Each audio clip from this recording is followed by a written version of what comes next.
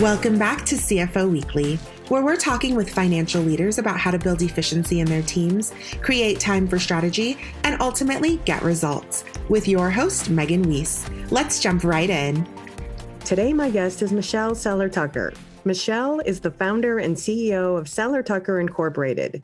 She holds the Mergers and Acquisitions Master Intermediary title, as well as Certified Mergers and Acquisitions Professional and Certified Senior Business Analyst. Michelle also owns many other businesses in several different industries.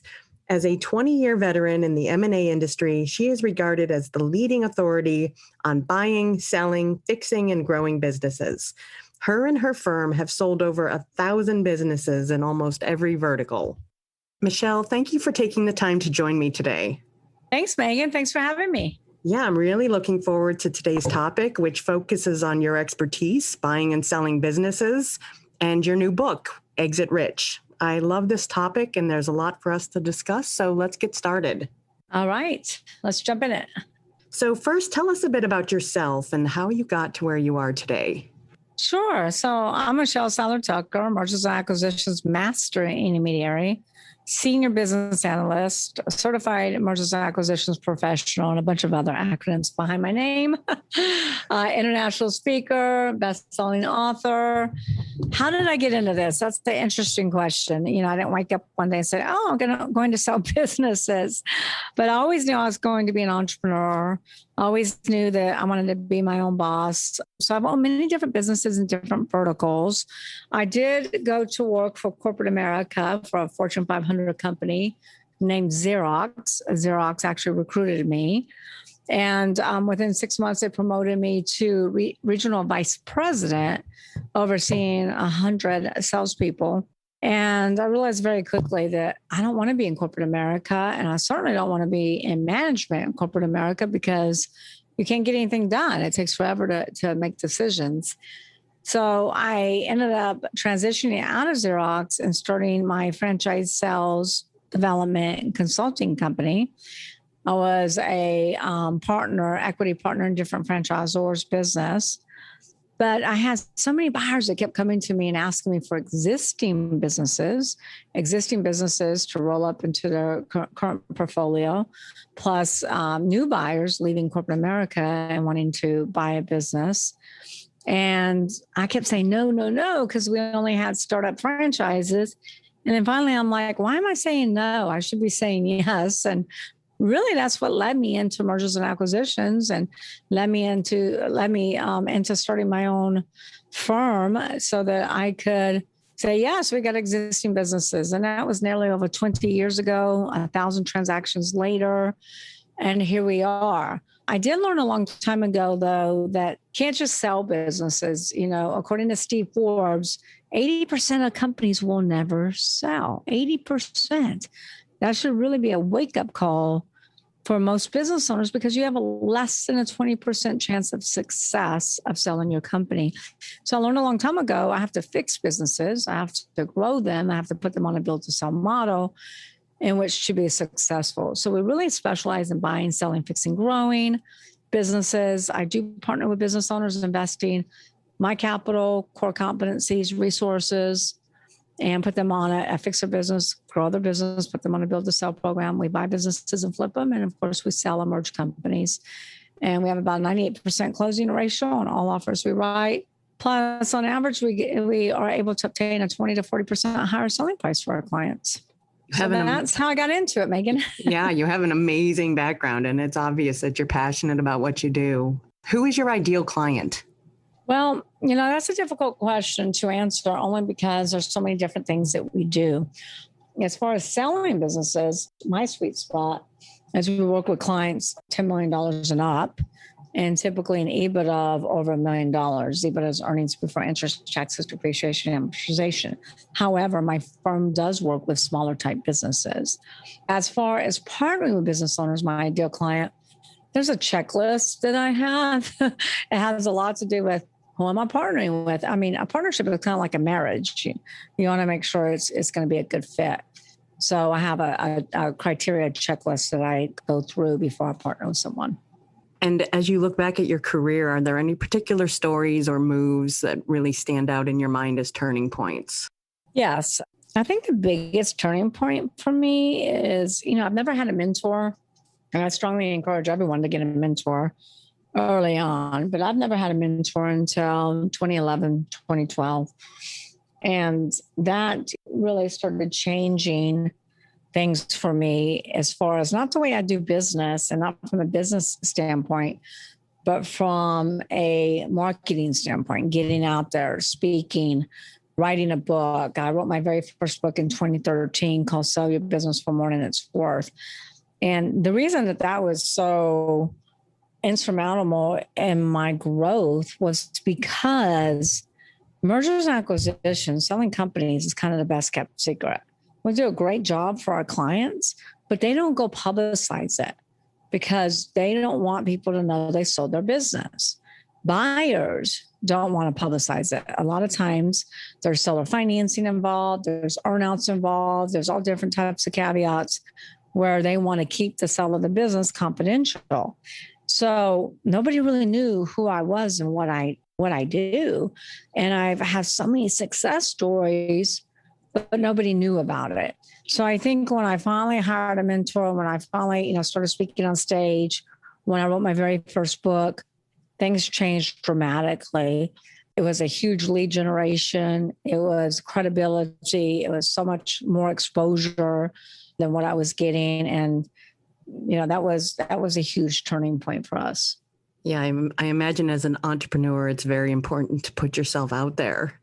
It is. And when you're in an industry where you don't really have the bragging rights because we're selling private businesses and everything's kept confidential, yep. It's very difficult to get yourself out there and tell the story of the businesses that you've sold.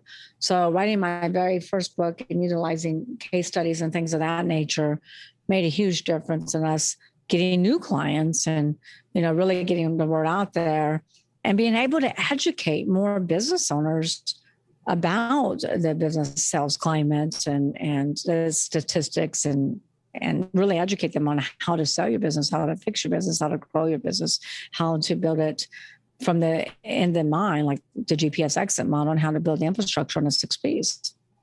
And Exit Rich is your second book on selling businesses. So what inspired you to write this book? So it's actually my third book. Okay. But, you are correct, though. It is a second book out.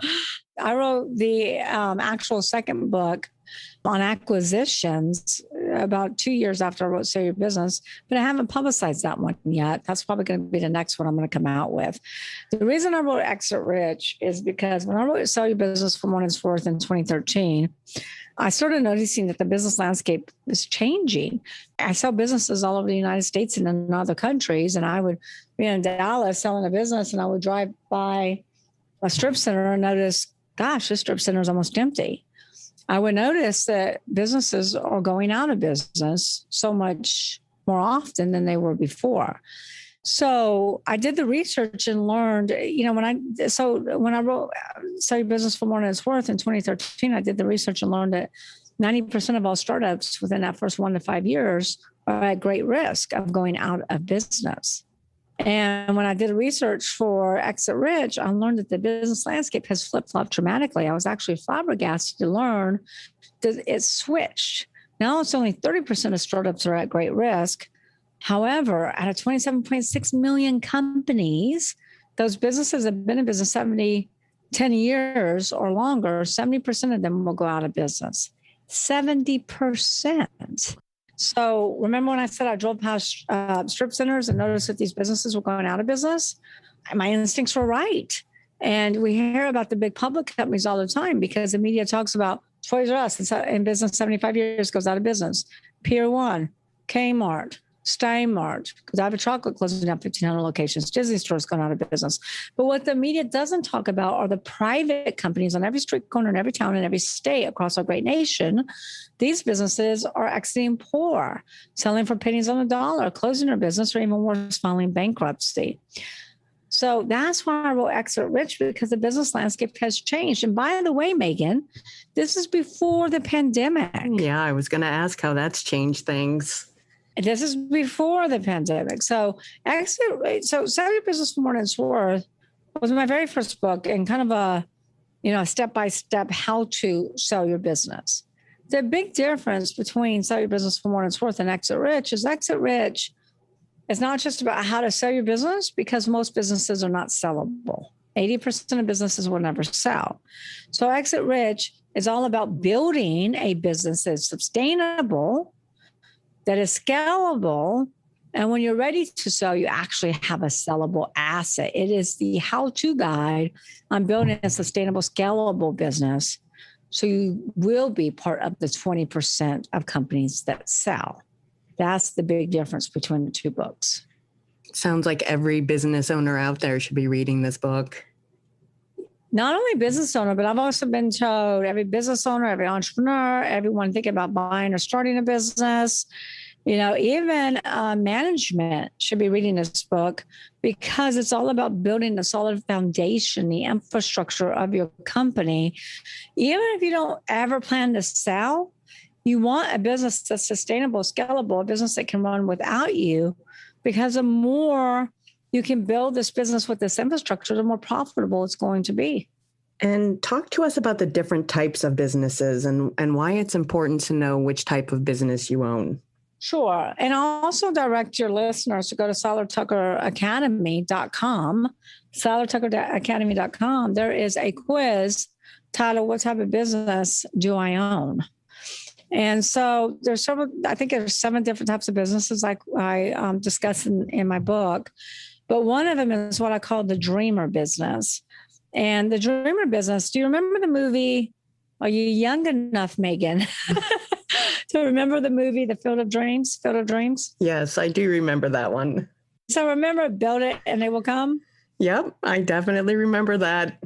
So a lot of people, and I don't really call them entrepreneurs, and I'm not wanting to offend anybody. So a lot of people leave corporate America and are like, I want to own my own business. They have this huge dream of owning their own business, but they've never been in business before. And they're probably not really an entrepreneur. They just want to own their own business. So they're like, if I build it, people will come. But the problem is they don't have something unique. They don't have a unique idea. They're building another ice cream store when there's already 5 ice cream stores in a block, another coffee shop when there's already 20 in 1 mile, another restaurant when it's overly saturated with restaurants. They don't have a unique concept. So, but this is their dream, Megan. This is their dream. So they build it. They build a business. They don't do much due diligence. They don't really research the area to know how many other restaurants, how many other coffee shops, how many other dry cleaners. They don't really do due diligence on the demographics to make sure it's going to support their business. And most of them never go into business with enough working capital. I read an article one time that said, so many startups are going out of business because they don't have a good business plan. You can have the best business plan in the world and go out of business. You don't go out of business because you don't have a good business plan. You go out of business because you run out of money. So they don't have enough working capital. And the bigger problem too with the dreamer type mentality is they open up a restaurant and then everybody on that block is like, yay, let's go try out the new restaurant, right? Because everybody wants to try new things. They go to the new restaurant, the restaurant's just open. They're not an entrepreneur, so they don't know about building a solid infrastructure on the 6 Ps. So yes, they may have people, but they're probably not trained properly. They have processes, but they really haven't been trained on, and they haven't all been implemented. So they go to this new restaurant, they experience it, and they're like, the service is terrible. Mm-hmm. Yeah, because they just open and their people aren't trained properly and the owner doesn't really have experience running a restaurant. So then they leave that restaurant and go, we're never going there again. And then they go on Facebook, they go on social media, and they go to wherever, and they make comments, don't try that new restaurant, it's terrible, right? Happens all the time. Yep. And then they go back to the restaurant they love. In the meantime, the restaurant that they love has lost revenue because they're losing patrons that want to go try out this dreamer's business. So they open a dreamer business and it cannibalizes the other restaurants in the area. And then they'll end up closing in 2 to 3 years. Now, that's the way it used to be. The reason why 30% of startups are not failing now. I mean, only 30% of startups are failing is because millennials and Gen Zs are really looking around the world and asking themselves, what are the problems? Let's solve the problems. And they're creating very unique businesses solving problems. They're not creating another ice cream store, another restaurant. So that's the dreamer business. I'll kind of speed this up a little bit. But the other type of business is what I call the one man, one woman show. Real estate agent, real estate broker, real estate agent maybe has one or two agents. Yeah. But most of the revenue is tied to the real estate broker, or a hairdresser that has a salon, but she's got 60, 70, 80, 90% of the clientele. A dentist we have a dentist that wants to say, I've been in business 50 years, no other dentist. So that's a one woman, one man show business. Then you have the small businesses like coffee shops, ice cream stores of that nature. They're 1,000% dependent upon the owner. They cannot run without the owner. And then you kind of move up to a little bit larger businesses that maybe have 25, 50 employees. They're still dependent upon the owner, but the owner doesn't have to be completely in the day-to-day. And then we move up to the middle market M&A businesses. Make sense? Yep. And you've probably already just touched on this, but what are the biggest mistakes that you see business owners making? Okay. There's a lot of them. How much time do we have? I'm sure you've seen them all. I have. But one of the reason why 80% of businesses don't sell is because the biggest mistake is business owners never plan their exit. They never think about selling until a catastrophic event occurs, whether that's internal or external. Internal are health issues, partners disputes, divorce, death. External is this pandemic we have been in. You can't sell your business during a catastrophe and maximize value. It's not possible. You need to sell your business when your business is in its prime. So that's why most businesses are not sellable, because business owners haven't planned for the sale of the business. They haven't built a business that buyers actually want to buy. Another big mistake is business owners have created a glorified job in which they go to work at every day versus a business that works for them. And the business is 1,000% dependent upon them. This dentist, been in business 50 years, one dentist, 3 dental hygienists. The 3 dental hygienists, Megan, are his daughters. And I said, look, I can sell your business, but I can't maximize value because you and your daughters are the business, and the purchase price is going to be contingent upon you and your daughter staying on for 2 to 3 years. And he said, well, honey, we're not staying. And I said, well, then, honey, you're not selling. Yep. The other big mistake is business owners don't build a solid infrastructure and a solid foundation, and their business doesn't run on all 6 cylinders, what I call all 6 Ps. So let's talk a bit about the GPS exit model. Can you start by just giving us an overview of what this is? Sure. So the GPS exit model is something I created years and years and years ago to try to get business owners to plan their exit from the beginning. It's like Stephen Covey says, start with the end in mind. So when you want to drive somewhere in Dallas, what do, Megan? You pull out your phone, you go to GPS, your Google Maps, and what's the first thing you plug in? The address or my endpoint. Yeah, your endpoint, your destination, right? Yep. Your destination. And what happens if you don't have a destination? I drive around for hours, never reach anywhere. And that's what happens to business owners. They don't plan to fail. They fail to plan. They don't have a destination. So they're driving around in circles, driving up and down the financial hills to end up nowhere, to end up exiting poor, to end up selling for pennies on a dollar. So the first step in a GPS exit model is your destination. Determine what your end game is, what your desired sales price is, what you want to sell your company for. Just pick a number. Everybody gets hung up on a number. And I'm always like, it's just a number, guys. It can be adjusted along the way. Let's say you want to sell your business for $10 million. Boom, we have a number, right? Yep. Now, what's the second thing that your GPS model needs to know? That Google Maps needs to know next? Needs to know where you're starting from. Yep, true. What is your current location? Think about that one. What is your current location? It's not going to get you to where you want to go without knowing where you're starting from. So what is your current location? In other words, what is your current valuation? What is your business worth today? Now, most business owners have never had a business evaluation done on their company. That's financial suicide. Financial suicide. We go to the doctor once a year to get an annual checkup to make sure our heart's still ticking and we're still kicking. But yet we take our most valuable possession which is our business, and we don't get an annual valuation checkup, that's financial suicide. You need to know what your business is worth every year, Megan, because there are events that increase valuation, there are events that decrease valuation. So you need an annual valuation checkup. So let's say you want to sell for 5 million. What did I say, 5 million or 10 million? 10 million. Then let's say you're currently worth 2 million. The next step is time frame. Let's say you want to do this in 10 years. The very next step is, who's your target buyers? Who are your buyers going to be? Who's your target buyers?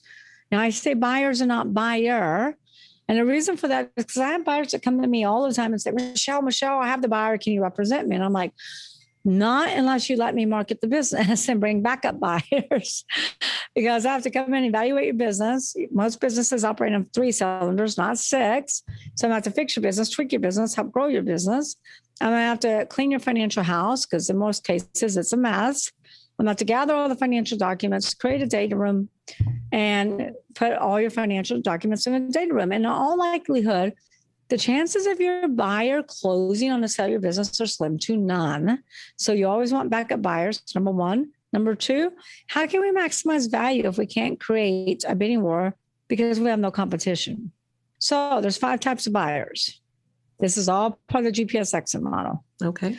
90% of buyers are first-time buyers. They buy dreamer businesses. They buy coffee shops, dry cleaners, things of that nature. They don't buy $10 million companies. Number 2 is turnaround specialists. They buy distressed assets. Number 3 is PEGs, private equity groups. They buy based two ways. They buy based on platforms and add-ons. Let's say that let's say the private equity group wants to get into food manufacturing.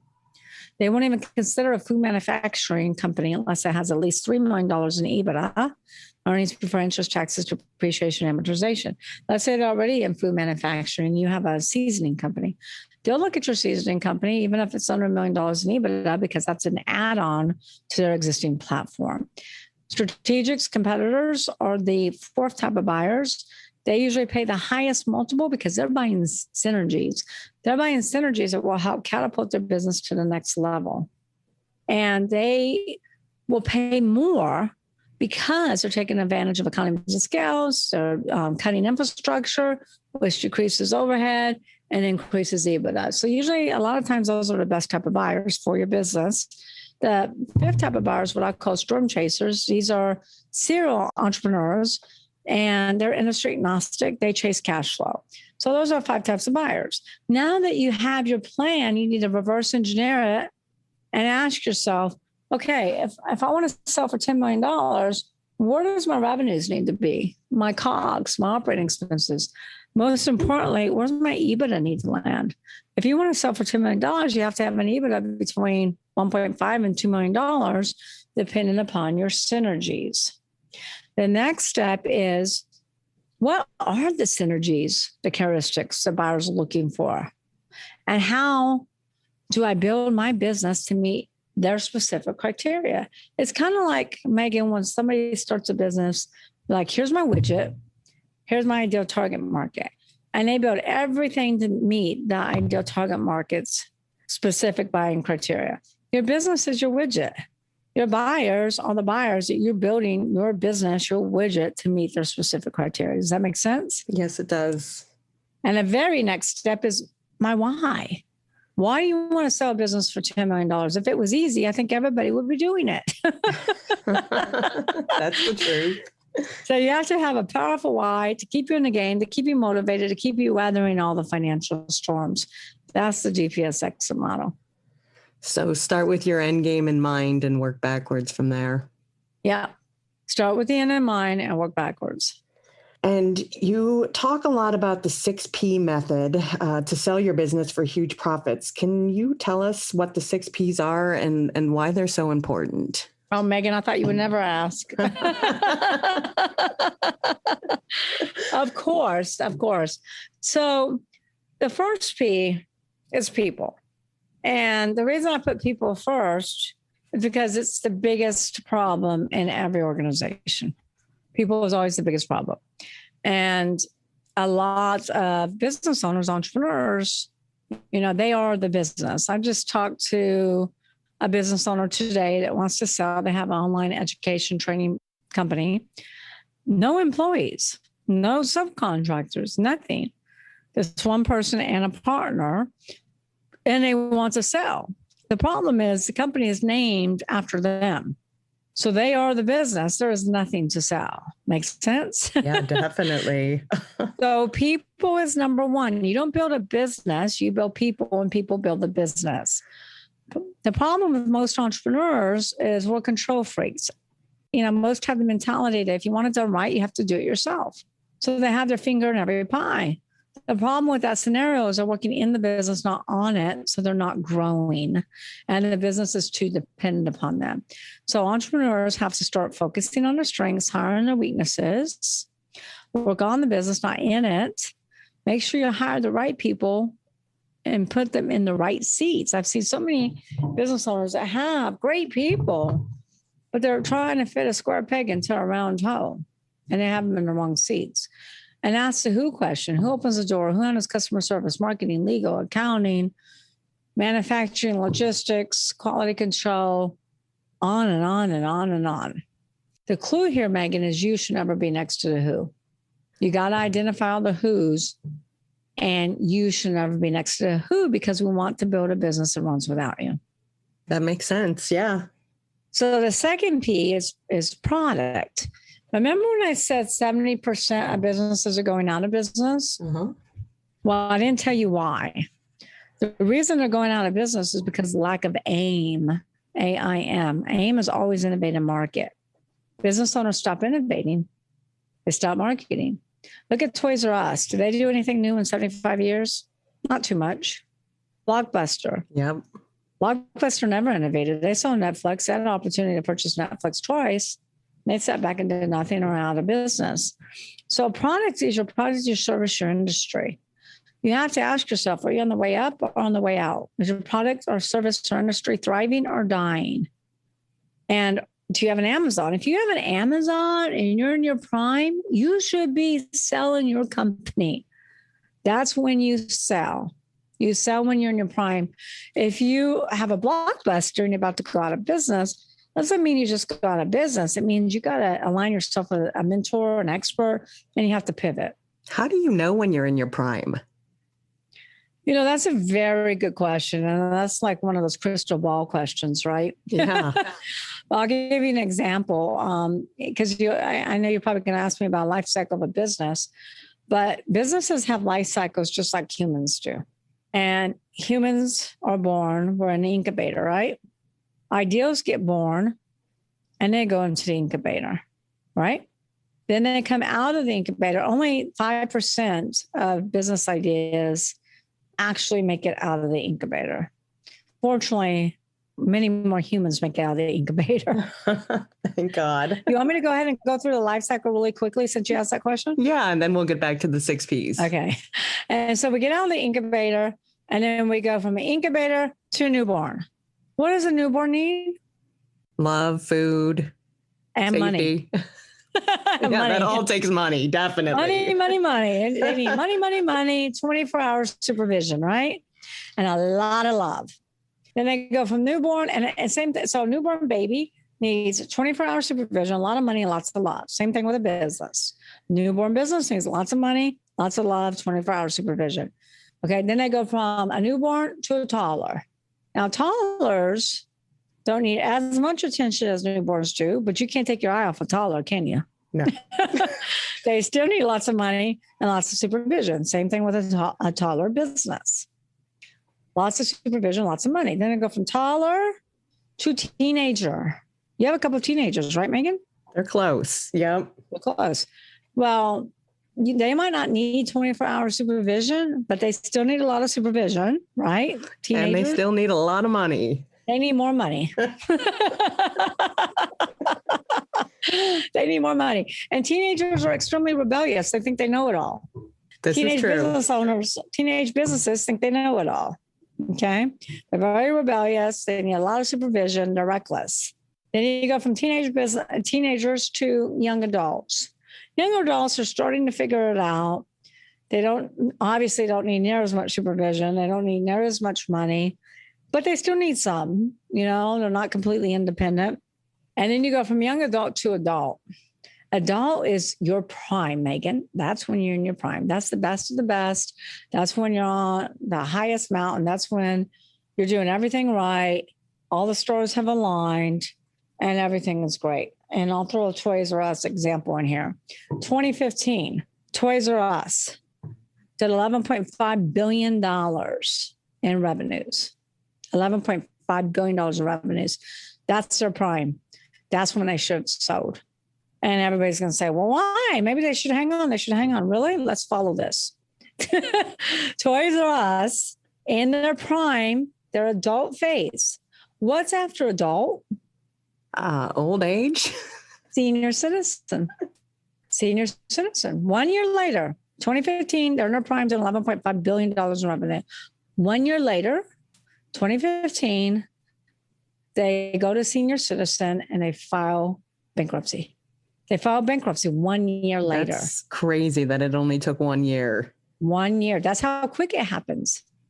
That's how quick it can happen to any of us. And what's after senior citizen, Megan? I would guess death. Yes, you would be right. 2 years later, 2016, Toys R Us dies. They closed 1,500 locations in 35 countries and they die. Not a slow death. It was a very quick death. So that when you sell when you're in your prime. How do you know when you're in your prime? Well, when you start getting offers because your competitors start seeing that you're doing really, really well, strategists start coming after you, you should be in line with an M&A advisor early on. You don't wait to engage an M&A advisor to one day you're like, oh my God, I'm getting a divorce. I need to sell my company. You need to plan your GPS exit model. In fact, I challenge every one of your listeners to create your GPS exit model, align with an M&A advisor like us, and do that early on because we can help you see when you're in your prime. A lot of times, and the biggest mistake that business owners make is like, oh, we're doing so good. This is the cash cow. I'm keeping this. And then bam, something happens. Yeah, I imagine it's like gambling. It's hard to walk away when you're winning. I know, but wouldn't you rather walk away with millions? Definitely. Selling your business? Then risk, losing all of that. What goes up must come down. Things don't last forever. So back to, what was that? Product, right? Yep, you were on product. I was in product. So if you're about to go bust, ask yourself these 3 transformational questions. Amazon did this back in the 90s. Ask yourself, what business are you at? Amazon did that and they said, we're in a fulfillment business. We fulfill book orders. Second question. What's your core competency? What do you do better than everyone else? What is your USP, your unique selling proposition? Amazon said, oh, we do fulfillment better than everybody else. The third most obvious question, what business should I be in? What business should? Amazon said we should be in the fulfillment business, fulfilling products for everyone all around the world. That question, those 3 questions transform Amazon from a small book fulfillment center to multi-billion-dollar worldwide conglomerate that they are today. Amazon does not rest on its laurels. Amazon constantly innovates. One of the best mergers they ever made was buying Whole Foods, right? And now they bought MGM. So these 3 transformational questions are huge. Business owners have to get out of transactional and become transformational. And this is very hard to do on your own. You need a mentor. You need an outsider's opinion to help to walk you through this process. So that's product. Also, Megan, you're going to have multiple congruent revenue centers. One of the reasons that so many restaurants went out of business during the pandemic is because they have one way they get paid. Patrons coming in and eating or taking food to go. Where's their e-commerce business? Where's their, selling merchandise, selling things that are unique to their specific restaurant? You got to have multiple congruent revenue centers. Make sense? Yes, it does. And then the second P, and Megan, did you ever watch the movie The Founder based upon the McDonald's story? McDonald Brothers? Never seen that one. Okay, everybody needs to go watch The Founder. It is one of the best movies on business ever. It's about McDonald's restaurant, how the McDonald's started McDonald's in 1950, and Ray Kroc came in And they had one location, Ray Kroc came in and blew them up. Okay. Watch the movie, and then those questions, those transformational questions, will make a lot more sense. Processes is the third P. Processes are extremely important and typically not thought of until something, it's kind of like exit strategy. People don't think about exit strategy until something catastrophic happens. Same thing with processes. They're like, oh my God, this happened in my business. I need a process for that. No, you need a process before that happens. So processes should be designed from the beginning, but they're forever ongoing. Processes are never over. You keep your policy and procedure manuals open. You add processes to that. You need SOP checklists. You need to be productive, efficient. And here's where most customers get this wrong. Most business owners get this wrong.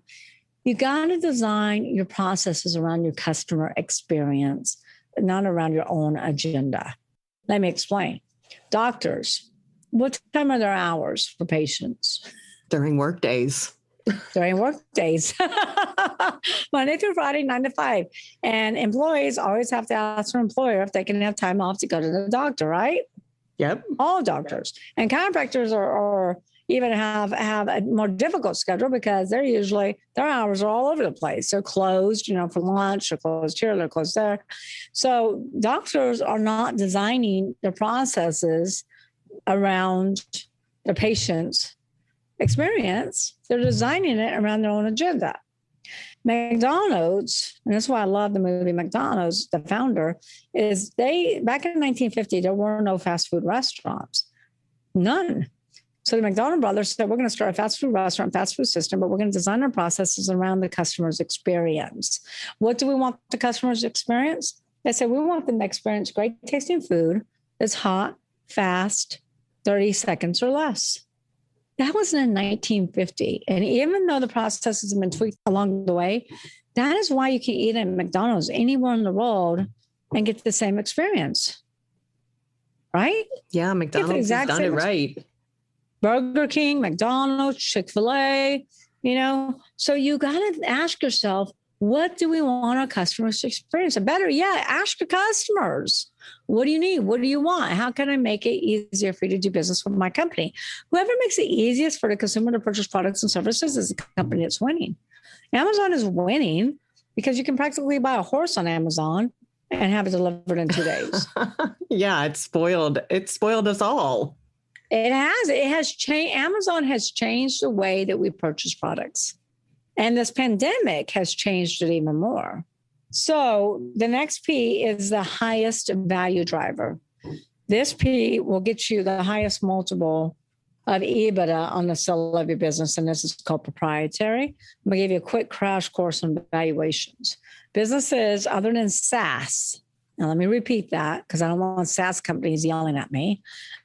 Other than SaaS businesses, software, companies trade of a multiple of EBITDA. SaaS companies trade of a multiple of revenues. So companies with under $1 million of EBITDA, earnings before interest, taxes, depreciation, and amortization, will typically trade for 1 to 3.5 multiples, depending upon their synergies and depending upon their specific industry.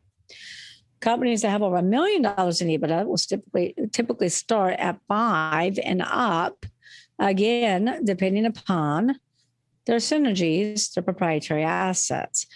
Proprietary can take you from a 5 to 7 to an 8 to 10 multiple. Proprietary is the number one value driver of any of the P's other than profits. There's 6 pillars here, so this one takes me a little bit longer, and the last 2 are quick, Megan. Yeah, sure. So, I'm interested to find out what proprietary is. So number 1 is branding. The more well branded your company is, the more I can sell it for, as long as your brand is relevant in the mind of the consumers. Is anybody paying any money for Blockbuster? No. No. The most valuable brand in the world is? Netflix. No, they're in the top 10. Amazon? Google? Nope, it's the other A. Airbnb? Apple. Apple, of course. How many apples do you have? I am looking at my MacBook. I'm holding my iPhone. Yep. And you didn't say Apple. Apple's number one, $359 billion just for the brand. That doesn't include EBITDA, or assets, or inventory, real estate, AR, anything else. That's just the brand. So build your brand. Number two is trademarks. Trademarking your company name, your slogans, your podcast, anything that's unique to you. Like I trademarked the ST-GPSX model, the ST6Ps.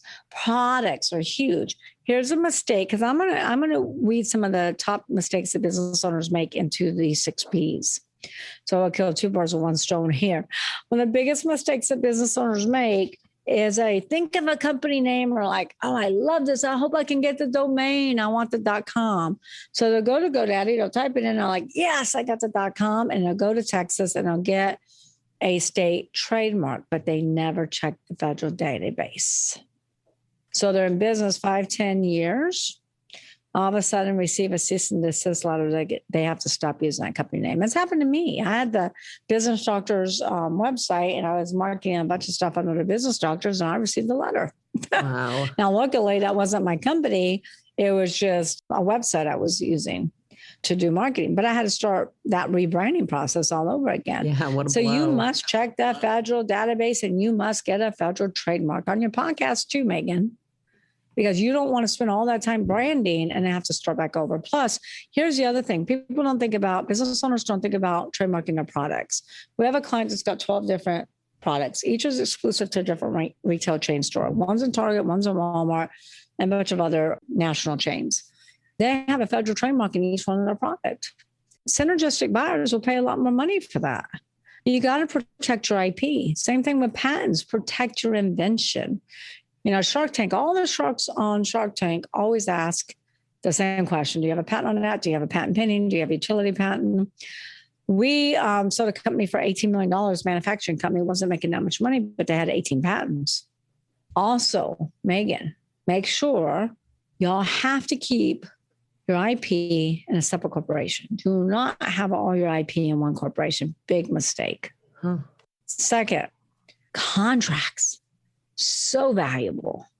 Manufacturing, vendor, distribution, franchisor that has franchisees. The most valuable of all contracts, customer contracts, client contracts, especially with subscription models with recurring revenue, because buyers want to buy businesses that have, recurring revenue coming in.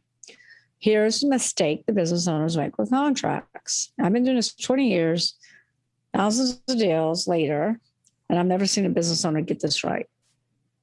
You need the 2-sentence transferability clause that says this contract is transferable upon the new owner, because 98% of all sales are asset sales, not stock sales. And if your clients don't agree to consent to transfer, then your deal is going to fall dead in its tracks. Plus, we have a client that's got 2,000, we have a seller that's got 2,000 client contracts. They're not going to go to 2,000 clients and ask them all to sign consent to transfer. So you want to make sure you get that 2-sentence transferability clause that says it's transferable upon a new entity. Databases are very valuable. You could be losing money and sell your business for millions, billions. You should also own your database in a separate corporation. Facebook paid $19 billion for WhatsApp. How much money was WhatsApp making? Zero. None. Plus, they were hemorrhaging. They were bleeding. But they had a synergy that Facebook wanted. And that's what we're talking about right now, are synergies. They had 1 billion users. Businesses are evaluated. We evaluate businesses not just on EBITDA. We evaluate businesses on these synergies. So Facebook paid $19 billion for 1 billion users because they knew they could monetize and ROI that investment. Celebrity endorsements are another big one. We have a client that's got products in front of Oprah that's endorsed by Oprah. Strategics will pay a lot of money for that because they want to get their products in front of the queen of everything. Yeah. So radio personalities is another big one. We once had a skincare company that had all the top radio personalities, and they owned all those time slots for their skincare products. Celebrity endorsements, radio personalities can only endorse one vertical at a time. Do you see Cindy Crawford endorsing any other furniture company? No. because they lose credibility. So this is what we call prime real estate. If you've got a company like a skincare company, a diet company, something like that, and you've got a celebrity, a radio personality endorsing your product, that's prime real estate that strategics will pay a lot of money for. I could go on and on and on about proprietary content. Content is huge. Just make sure you own the content.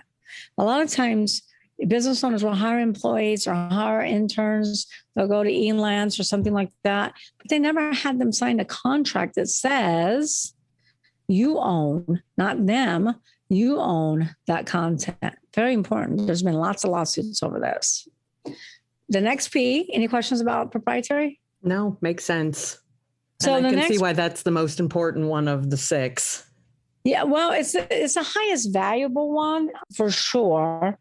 It's the number one value driver. The reason why we're all in business is to make money. The reason I put profits last is because lack of profits is never the problem. It's always a symptom of. It's a symptom of not running on one of the other 5 Ps. Clients come to me all the time and say, Michelle, I have a profits problem. I'm like, no, you have a process problem. No, you have a people problem. Lack of profits are never the problem. It's a symptom of. So those are the 6 Ps. Yeah, well, I guess 20 years to put all of those together, or? Yeah, it's been 20 years. But yeah, I mean, that's such amazing advice. And I don't think that most business owners are thinking of the majority of those. They're really not. Most business owners I have found are running off of about 3 Ps versus all 6.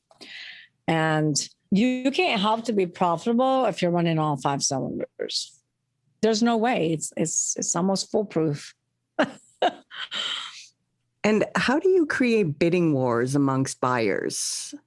Well, that's exactly how we do it. So when we can get businesses over $1 million in EBITDA, there are more buyers for good businesses than there are good businesses to buy. There are 30.2 million businesses in the United States. There's a very small percentage of that 30.2 million businesses that actually have over $1 million in EBITDA. There are private equity groups, strategics, competitors, serial entrepreneurs, all the 3 types of buyers we talked about that buy multi-million-dollar companies, especially private equity groups. I mean, they've got money burning holes in their pocket. So they're looking for these businesses of over $1 million in EBITDA. So when we find businesses over $1 million in EBITDA that are running on all 6 cylinders, or we get them to run on all 6 cylinders because we have a build to sell program that helps get them there. When we get them there to run on all 6 cylinders, and they have these patents and these trademarks and these databases and contracts, et cetera, that's how we're able to get a bidding war and get hundreds of buyers for that one business. Did I skip patrons? Did I skip the 5P? Yeah, I think you did, actually. Let me go back, because I'm just thinking to myself, I think I skipped the P. So let me go back to patrons real quick. Patrons is your customer base. Patrons are your clients. Without customers, you run out of gas, right? They're the fuel to your business. And most businesses run on the 80-20 rule, where 80% of the revenues comes from 20% of their clients. So it's customer concentration versus customer diversification. So let me just give you a quick story to illustrate, and this will tell you how we create bidding wars. We had a oil manufacturing business that we appraised for $9.8 million. They had 70% of their revenues was tied up in the BP contract. That contract was not transferable, by the way. And they wanted to sell. We had 550 buyers that looked at this business. We narrowed it down to 12 buyers, to 12 letter of intents, but every single letter of intent had contingency language like clawback phases and earnouts and seller financing, et cetera, tied to keeping that BP contract. If they lost the BP contract, then they're going to lose, a percentage of that purchase price. And I went back to the sellers and discussed it all. And they're like, Michelle, we're not doing that. We're not going to agree to that, blah, blah, blah. And I'm like, okay, let me go find you the perfect buyer. And I did. Luckily, I found that needle of a haystack buyer that was a strategic that had similar products and services. And they've been trying to get in BP for decades and could never get the foot in the door. So they said, look, we don't care about customer concentration. We just want to get our products MVP, because this will help catapult our current business to the next level. And that's what strategics are looking for. So they said, we want to outbid everybody else. They gave me a bid of $15 million for 70% of the company. That's 129% more than the asking price. So that's how we create bidding wars. We're able to identify the synergies in the business, find the right type of buyers, synergistic buyers, who need that proprietary asset in which to help grow their current business to the next level. I imagine that's like finding a needle in a haystack every time you're looking for a strategic buyer. It really is. It really is. And that's why, our job is so difficult. What we do is not easy. It really isn't. I mean, that's why our industry has about 98% failure rate. So finally, what are some of the key things that people should be looking for in an M&A advisor? Well, number one is experience. You want to make sure that your advisor has more than 10 years of experience. Under 10, they don't have that much experience. So more than 10 years of experience. You want to make sure that they can be industry agnostic. They don't have to be specialists. It really is not that important to be a specialist.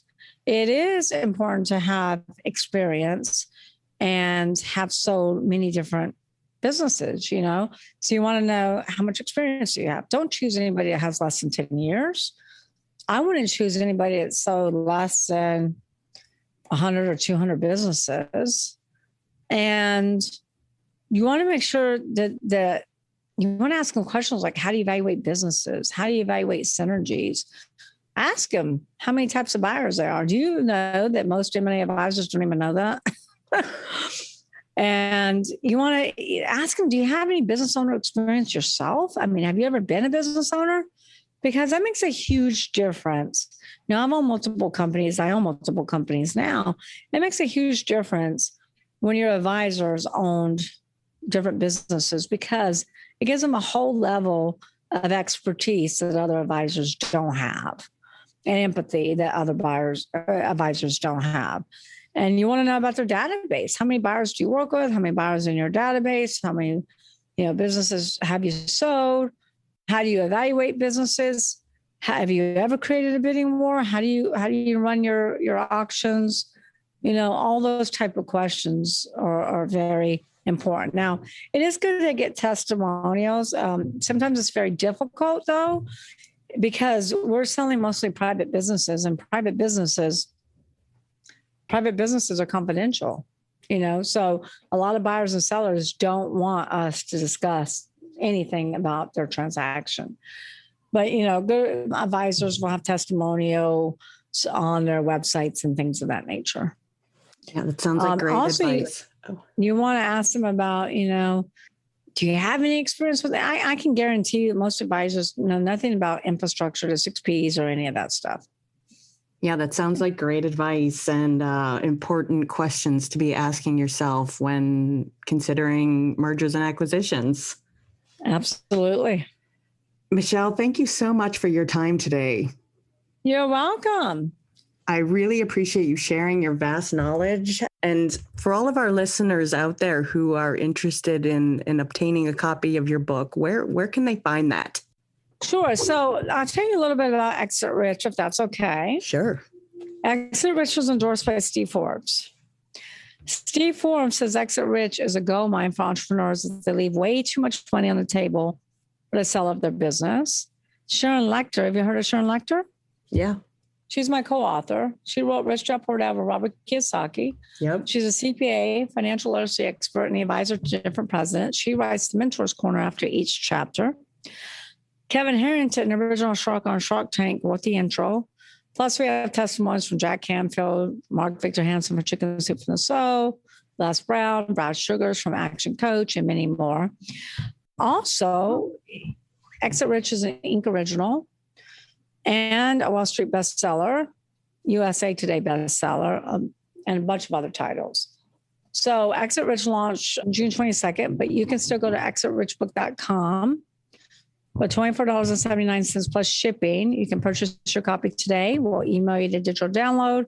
We'll ship the hardcover to your doorstep. We'll give you a lifetime membership into the Exit Rich Book Club, where there's video content of me doing deep dives in these different techniques and strategies that I've been teaching for the last 20 years in the field, plus documents to operate your business and sell your business, sample SOP checklist, employee handbooks, policy and procedure manuals, sample letter of intents, purchase agreements, due diligence checklist, and closing documents. And Megan, this is a tremendous value because all these documents to operate and sell your business are there for your review and your download, and it would cost you over $50,000 if you want to go recreate them all. I know because I spent the money. Plus, we'll give you a 30-day free membership into Club CEOs, which is an entrepreneurship mastermind where we ask those transformational questions and help business owners build a sustainable, scalable, and when you're ready, sellable business. And that's all at exitrichbook.com. And my main website is seilertucker.com. Yeah, it sounds like an amazing investment for $28.